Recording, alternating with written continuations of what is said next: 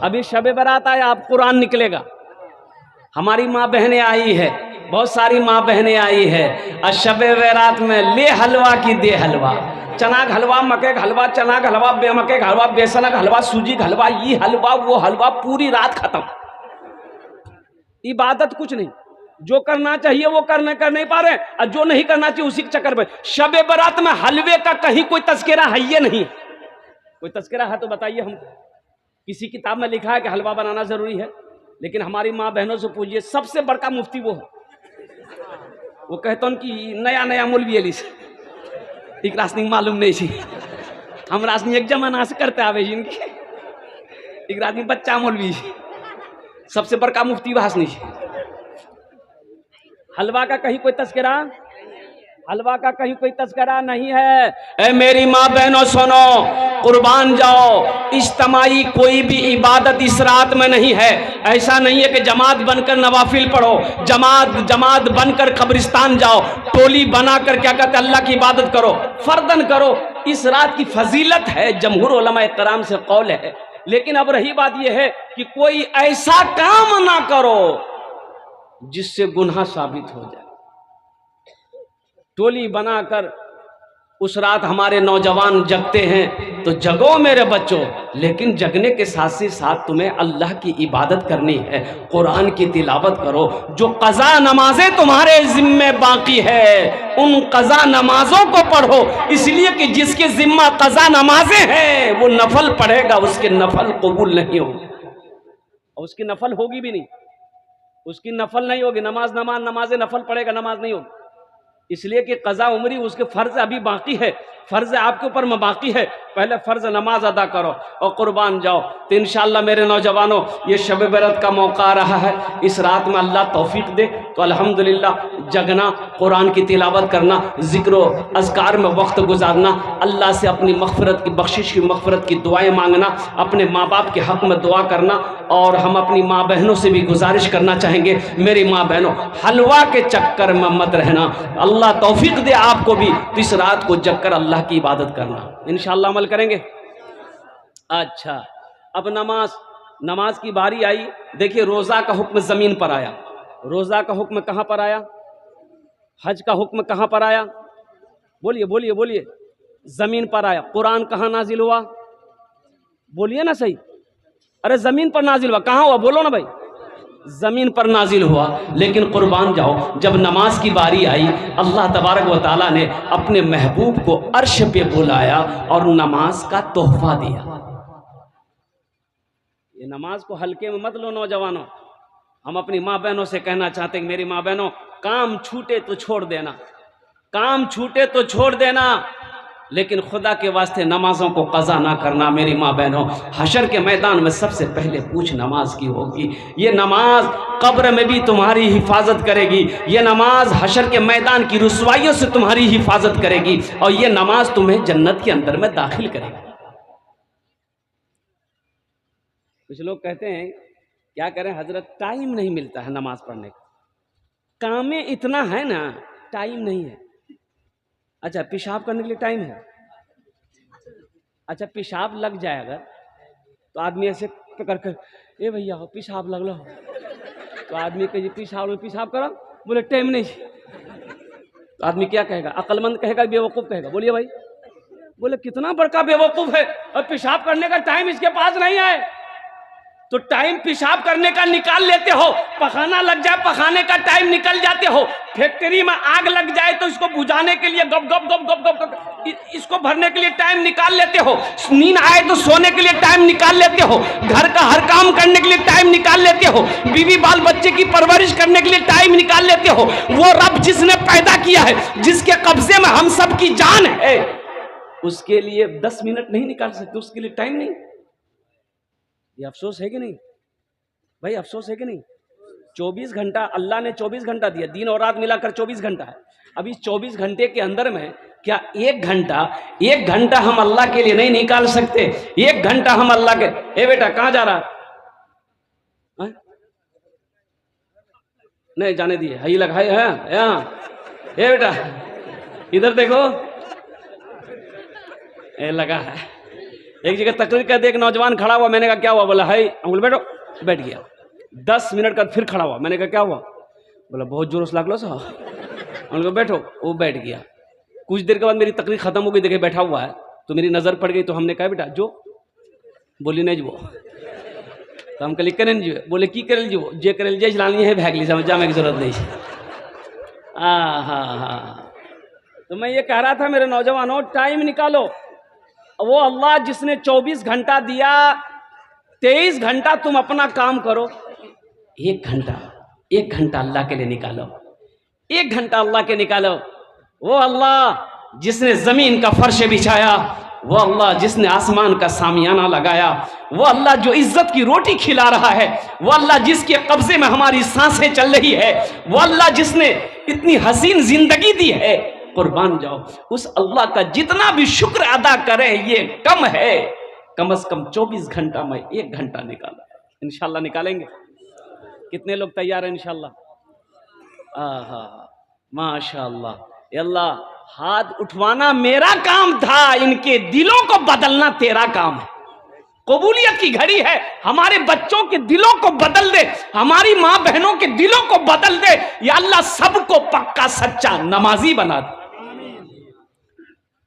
नमाज के बोलो ना काज आछे, काज के बोलो आमार नामाज आछे। नामाज के बोलो ना काज आछे, काज के बोलो आमार नामाज आछे। नमाज को ये मत बोलो कि मेरा काम है, काम को ये बोलो कि पहले मेरा नमाज है। पहले नमाज फिर काम। एक आदमी का मस्जिद के बगल में एक आदमी का घर था, भैंस वाले का। वो भैंस पालता था। तो इमाम साहब ने एक दिन बोला कि अल्लाह का बंदा भैंस के पीछे अपनी जिंदगी गुजार देगा, क्या नमाज उमाज पढ़ेगा कि नहीं? बोला हजरत क्या करें, आप तो जानते 15-20 भैंस है मेरे पास और इन्हीं के पीछे मेरा वक्त गुजर जाता है, हमको फुर्सत नहीं मिलती है। तो इमाम साहब ने कहा कि अल्लाह का बंदा कितनी भैंसें दूध देती है? बोला 5-6 भैंसें दूध देती है, पहले तो ज्यादा देती थी, अब बहुत कम दूध दे रही है। तो इमाम साहब ने कहा कि नमाज पढ़ो, नमाज पढ़ोगे ना तो ये भैंसें ज्यादा दूध देगी। बोला की बोली जा? बोला हम सही बोली, नमाज पढ़ाए थे, भैंस खूब दूध देती। बोला ठीक है जी, कल से पढ़ो। फजर की अजान 5 बजे होती थी, 4 बजे मस्जिद पहुंच गया। अजान हुई, नमाज पढ़ करके जैसे ही वो घर पहुंचा, देखा कि वो भैंसें मर गई। बोले या अल्लाह ये की मिली, अखनी तो नमाज शुरू कर लाना। मैं भागा इमाम साहब के पास गया। बोला इमाम साहब गजब हो गया। बोला क्या हुआ? बोला देखिए अभी फजर पढ़े वो भैंस मर गई। तो इमाम साहब ने कहा कि अल्लाह तुम्हारा इम्तिहान ले रहा है।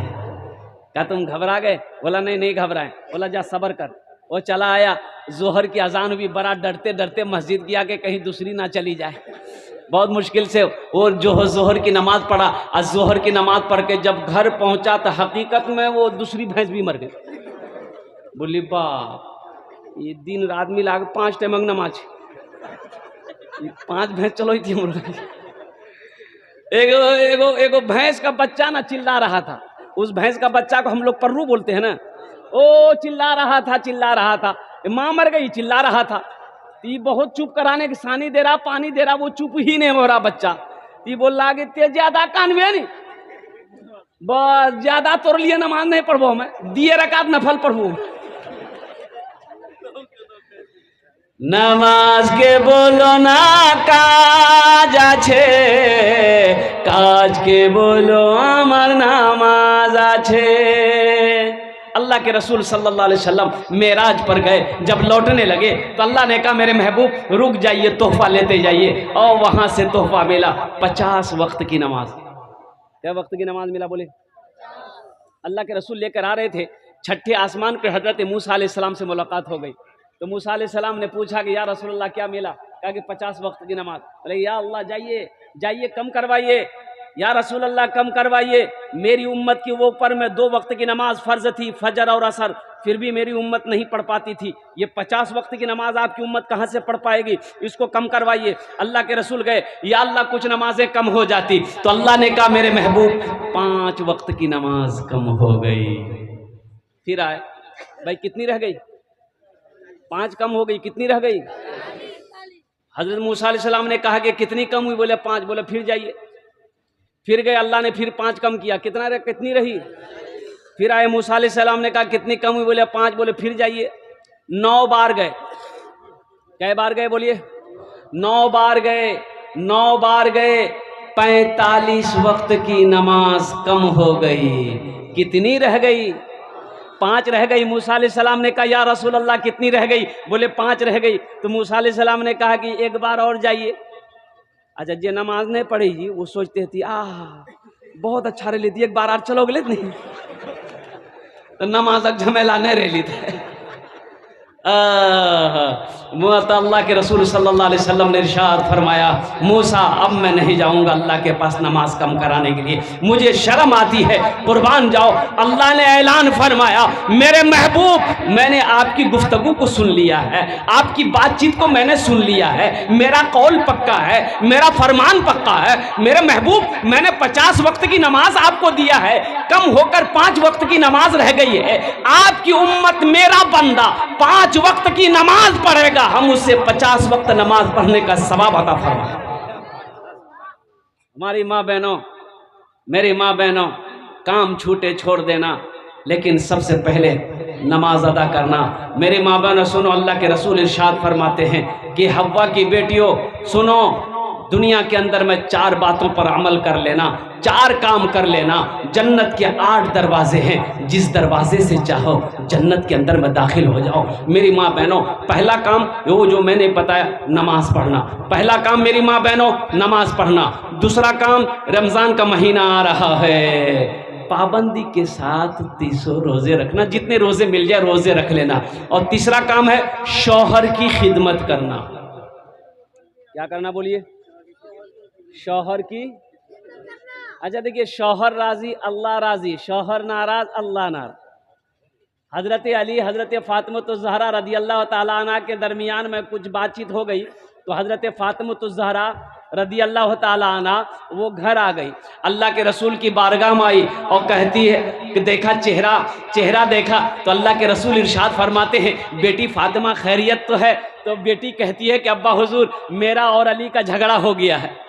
तो अल्लाह के रसूल इरशाद फरमाते कि तुमने अली से माफ़ी मांगा कि नहीं? कहा कि रसूलल्लाह मैंने माफ़ी मांग ली है। तो अल्लाह के रसूल ने इरशाद फरमाया, बेटी फातिमा सुनो, अगर अली तुमसे नाराज होता, ऐसा इस हालत में तुम्हारी मौत हो जाती, तो तेरा बाप मोहम्मदुर रसूलुल्लाह तुम्हारी जनाजे की नमाज नहीं पढ़ता।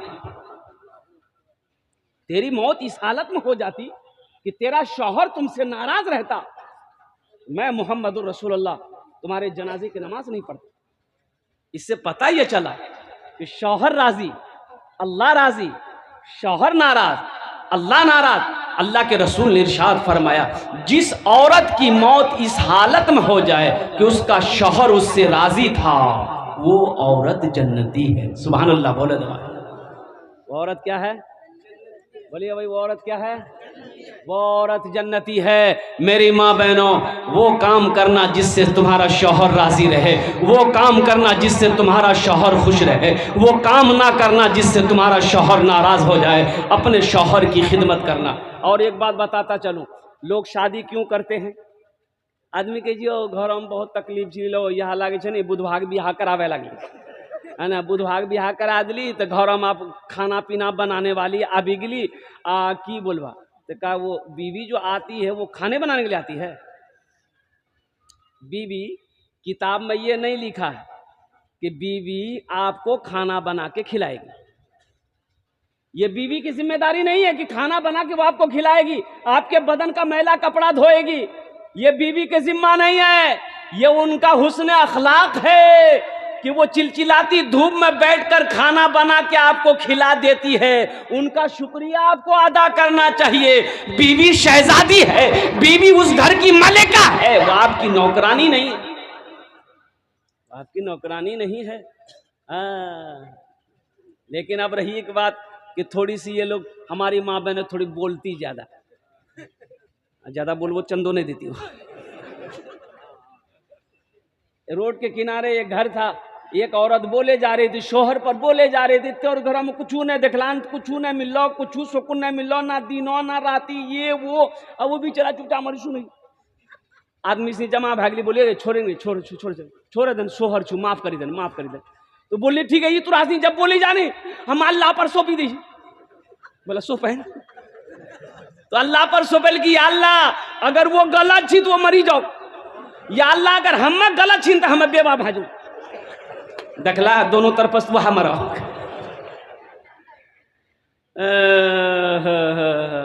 अच्छा, अल्लाह के रसूल सल्लल्लाहु अलैहि वसल्लम इरशाद फरमाते, तुम में सबसे अच्छा वो है, तुम में सबसे अच्छा वो है जो अपनी बीवी के साथ अच्छा सलूक करता हो।